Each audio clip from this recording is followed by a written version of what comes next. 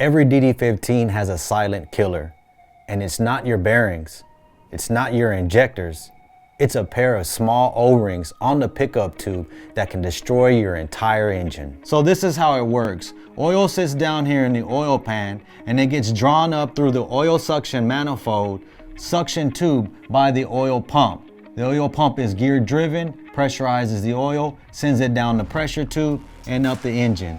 Over time, these O-rings that seal the tubes to the oil pump and oil suction manifold become hard and brittle, and they lose their ability to seal. When that happens, oil pressure drops fast. You'll start noticing flickering lights at idle, low pressure warnings, or even metallic clatter when the bearings are starving for oil.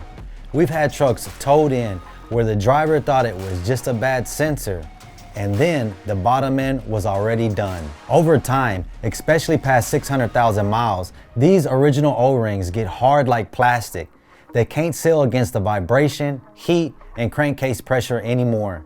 Even if you replace the oil pump, those old O-rings will keep bleeding pressure. Detroit updated its design later, better material, better sealing, but if you're running an older DD15 or doing an in-frame, always replace them.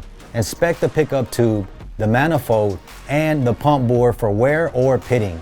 It's cheap insurance to save a $40,000 engine. At TAT Express, we've seen this failure over and over again. Sometimes it's misdiagnosed as a failed oil pump, but the real problem is the O-rings losing seal.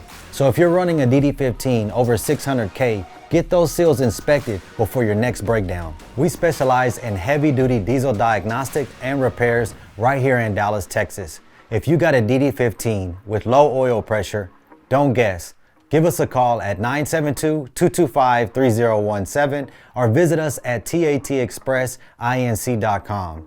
And if this has helped you, hit that like and subscribe. We post weekly videos to help you understand your truck before it costs you thousands.